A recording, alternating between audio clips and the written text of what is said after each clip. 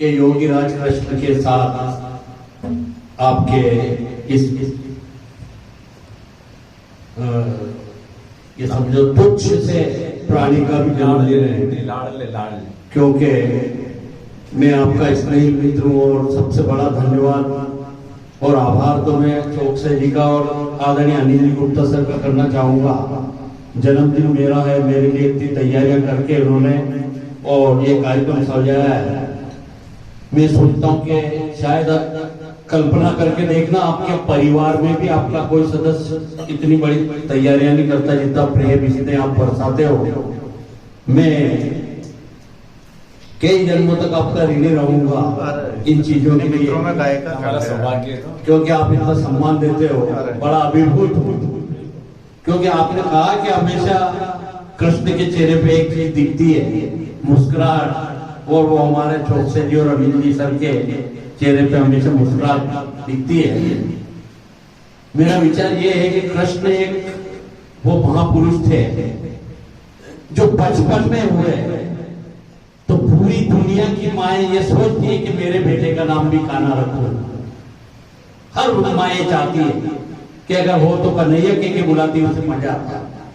जब वो बड़ा हुआ, बाल लीला करेंगे, तो गाय चराने वाला बनाने के लिए हर ये सोचती है गोपाल नाम रखना चाहती है कर्म के आधार पे जब वो काम करने लगे। तो उसके बाद मोटिवेशन गुरु के रूप में जब कृष्ण ने युद्ध में अर्जुन को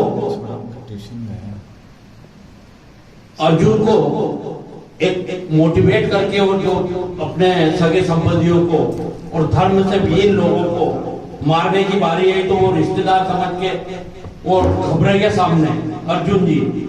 उन अर्जुन को मोटिवेट करने के लिए आदरणीय कृष्ण महाराज ने उनको प्रेरित किया, कर्म सिद्धांत बताया और भगवत गीता की रचना कराई। तो कृष्ण वो महान हस्ती है जिनके जीवन से हमें बहुत कुछ सीखने को मिलता है। जब विपदा आई मथुरा वृंदावन में, तो उन्होंने गोवर्धन पर्वत उठा के सबकी रक्षा करी। वो एक बहुत बड़े सामाजिक कार्यकर्ता के रूप में भी अपने आप को सिद्ध करते हैं, एक बेहतरीन राजा के रूप में अपने आप को सिद्ध करते हैं। मैं चाहता हूं कि कृष्ण भगवान के जीवन मूल्यों और उनके कर्म पथ पर चलकर हम कृष्ण तो नहीं बन सकते, मगर कृष्ण के कर्मों का, जीवन मूल्यों का, आदर्शों का अनुकरण कर सकते हैं और हमारे देश को आगे ले जा सकते हैं। उन्होंने कालिया देह में एक बहादुरी से अंदर खुद के बाल निकालने के चक्कर में एक राक्षस का अंत किया। राक्षस से मतलब कालिया नाग उसके अंदर था, वो उनको मारना चाहता था, उसका अंत किया। तो उनकी इतनी लीलाएं हैं, इसके अलावा उनके पास इतना धन, वैभव, साम्राज्य होने के बावजूद भी उस व्यक्ति ने बड़ी सहिष्णुता से, आज कोई गरीब आपका दोस्त है तो आप फटे कपड़े किसी के पास तो आप शर्म के मारे उसे दोस्त कहने से कतराओगे, मगर वो एक महान राजा थे जिन्होंने गरीब व्यक्ति सुदामा को अपना मित्र, बाल सखा कहा और उसको अपने बराबरी में बैठाया। जब वो द्वार पे क्या नाम सुदामा है, तो उसको उनके कपड़े देख के और द्वारपाल ने भगा दिया उन्हें कि तुम्हारे साथ को जाके को अंदर महाराज को जाके बोल कौन आया, मैं आया हूं। तो एक लाइन लिखी थी, शायद सूरदास जी ने लिखी थी, कृष्ण दौड़ के आए और उन्होंने देखा मेरे दोस्त की ऐसी दशा, उनके पैरों में से कांटे निकाले, सोने की थाली, चांदी का सिंहासन मंगाया, उनको बिठाया, सुंदर वस्त्र लाए, उनको निलाया। पर जब उसकी दशा देख के उन्होंने वापस उनके पैर धोना चाहे, तो एक कवि ने लिखा है कि देखी सुदामा की दीन दशा, करुणा करके करुणानिधि रोए, पानी परात से हाथ छुए नहीं, नैनन से जल सो पग धोए। उनके आंखों में इतने आंसू थे कि उनके आंसुओं से ही सुदामा के पैर धो दिए। तो कृष्ण रसखान की ये रचना है। तो ऐसे महान बनने का हमें संकल्प किससे मिलता है? कृष्ण भगवान से। अगर कृष्ण के जीवन मूल्यों को हमारे जीवन में उतारेंगे तो न तो देश में दंगा होगा, न फसाद होगा, न युद्ध होगा, एकता प्रेम स्नेह बरसेगा। हाँ, अगर कोई कर्म छोड़ के धर्म छोड़ के अन्यायशील होगा तो निश्चित रूप से कृष्ण महाराज जैसे, यहाँ तक कि एक बहुत बड़ा यज्ञ हुआ, उसमें सारे साधु संत राजा महाराजाओं को बुलाया, सबको पूछा, मेरे जैसे को पूछा आप क्या करोगे? मैं इनकी मन संचालन करूंगा। चौकसे जी को पूछा, उन्हें क्या करोगे? मैं यहाँ की भजन प्रस्तुति करूंगा। अनिल जी सर को पूछा, आप क्या करोगे? कि मैं यहाँ का मैनेजमेंट देखूंगा। ऐसे बहुत सारे राजा है। कृष्ण भगवान से पूछा, आप क्या करोगे? उन्हें कि मैं आखिरी में बताऊंगा। जब सब काम हो गया तो उन्होंने सारे पत्तल दूने उठाए, टाट पट्टी उठाई, टेंट उठाया और सब व्यवस्था उन्होंने साफ सफाई करी। स्वच्छता अभियान के लिए बहुत बड़े प्रेरक के रूप में और सेवा भाव त्याग समर्पण की मूर्ति के रूप में भी कृष्ण को जाना जाता है। अब मैं ज्यादा समय नहीं लेते हुए अपना गीत प्रस्तुत कर रहा हूँ।